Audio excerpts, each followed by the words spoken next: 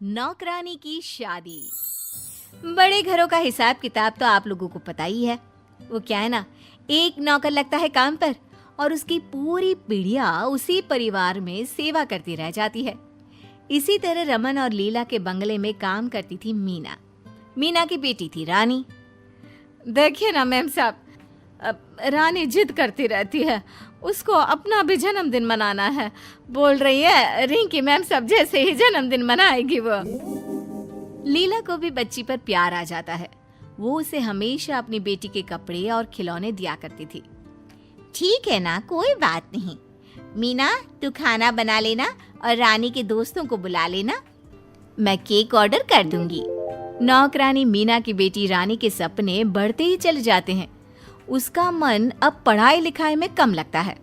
एक दिन रमन यानी कि लीला का पति कहता है, ये मीना की बेटी रानी को तुमने ज्यादा ही सर चढ़ा रखा है। छोटी थी तो चलता था, लेकिन बड़ी होकर तो लगता है जैसे यही घर की मालकिन है। हाँ सही कह रहे हो।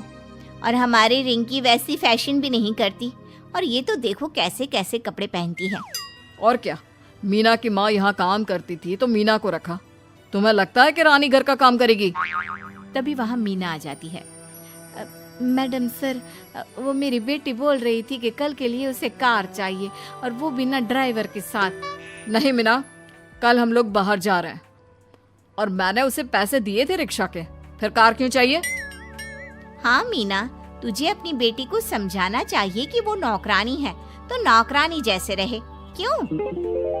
अब माँ को उन लोगों की बात अच्छी नहीं लगती। वो वहाँ से चली जाती है।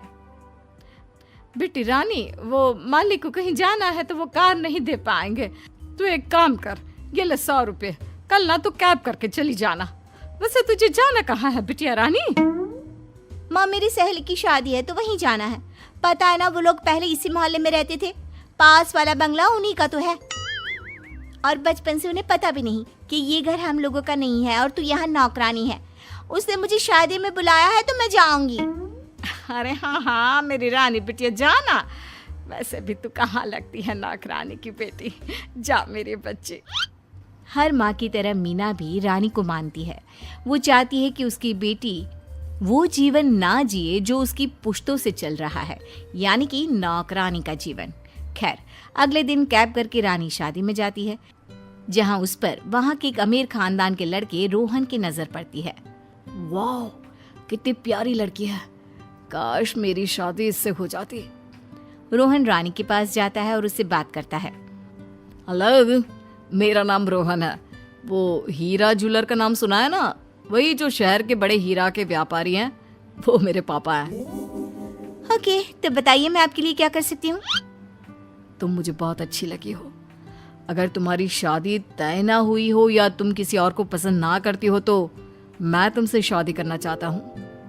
रानी को रोहन की बात सुनकर लगता है कि जैसे उसकी तो लॉटरी ही लग गई। वो खुश हो जाती है। वैसे तुम बहुत हैंडसम हो, पर मैं ही क्यों? अरे कैसी बात कर रही हो? कितनी सुंदर हो तुम, जानती हो? और ये ड्रेस तुम पर कितनी अच्छी लग रही है। रानी खुश हो जाती है। ठीक है, मैं भी तुमसे शादी करने के लिए तैयार हूँ। बाद में जब रानी घर चली जाती है तो उसके पेट में बटरफ्लाईज उड़ रही होती हैं। क्या बात है रानी, तो बड़ी खुश लग रही है। शादी में तेरी शादी फिक्स हो गई का? माँ, कुछ ऐसा ही समझ ले। माँ, ऐसे लड़के का शादी के लिए ऑफर आया है जिससे शादी करके हमारी आने वाली और जो चली गई वो सारी की सारी पुश्ते सोने चांदी नहीं बल्कि हीरे में खेलेंगी। माँ, मैं सच में बहुत किस्मत वाली हूँ अगर मेरी शादी रोहन से हो जाती है तो। रोहन? कौन है ये बेटा? पहले तो नाम नहीं सुना किसी रोहन का तेरे मुंह से। बस फिर क्या था, रानी माँ को सारी बात बता देती है कि कैसे रोहन नाम के लड़के ने उससे शादी करने को कहा है और उसने हाँ भी कर दिया है। हीरा व्यापारी, हीरा ज्वेलर? हे भगवान, उनकी तो दुकान में भी इतनी चमक है जितनी कि पूरे शहर में नहीं है। बेटे, मुझे नहीं लगता कि तेरी हकीकत जानने के बाद वो लोग तुझसे शादी करने को हाँ करेंगे। और बेटी, वैसे भी तू तो एक नौकरानी की बेटी है, ये कैसे भूल गई? रानी को माँ की बात ठीक लगती है। हाँ माँ, तू सही बोल रही है।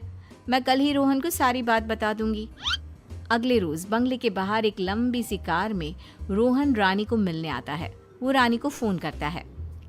रानी, मैं तेरे बंगले के बाहर खड़ा हूँ, जल्दी से बाहर आ जाओ। देखो रोहन, कल तुमने मुझे शादी के लिए कहा तो मैं बहुत खुश हो गई और हाँ भी कर दिया, लेकिन मैं वो नहीं जो तुम मुझे समझ रहे हो। तुम क्या बोल रही हो? मेरी तो कुछ समझ में नहीं आ रहा। रानी बाहर जाती है, कार में बैठती है और रोहन को सारी बात बता देती है। अच्छा रोहन, बाय, मुझे माफ कर देना। रानी कार से उतरने ही वाली होती है कि रोहन उसका हाथ पकड़ लेता है। सुनो, मैं कल मम्मी पापा को लेकर आऊंगा, तुम तैयार रहना। रोहन चला जाता है और रानी घबराई सी घर के अंदर आती है और सारी बात माँ को बताती है। अरे बेटा, ठीक है ना, मैं मैडम जी से बात करती हूँ कि कम से कम कल उन लोगों के उठने बैठने का प्रबंध अपना ड्राइंग रूम में ही करा दे। ठीक है माँ, तुम जैसे सही समझो।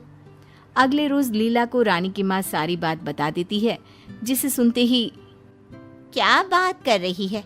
हीरा ज्वेलर के मालिक हमारे बंगले में, वो भी रानी के रिश्ते के लिए? हाँ हाँ मालकिन, विश्वास तो खुद हम लोगों को भी नहीं हो रहा, लेकिन देख लेते हैं। बाकी हर लड़की का भाग्य तो ऊपर वाला ही लिखता है ना। शाम को रोहन अपने माता पिता के साथ आता है। साथ में ढेर सारे तोहफे और फल मिठाई लेकर आता है।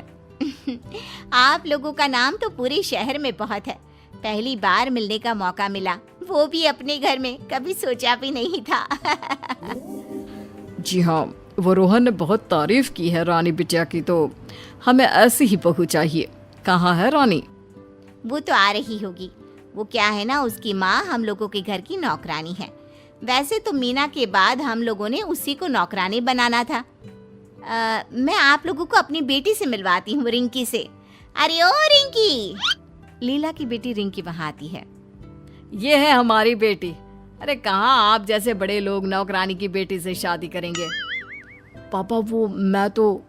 तभी वहाँ मीना रानी को लेकर आती है। माफ करिए, हमारी तो बहू रानी ही बनेगी। जिस लड़की के अंदर इतनी ईमानदारी हो वो कितनी अच्छी होगी। ये रिश्ता पक्का समझो, और ये लो नए बंगले की चाबी। अब आप लोग वहीं रहेंगे। तभी रोहन की माँ बोल पड़ती है। बिटिया ना राजा की होती है ना रानी की, वो तो सिर्फ अपनी किस्मत लेकर आती है बहन जी। चलिए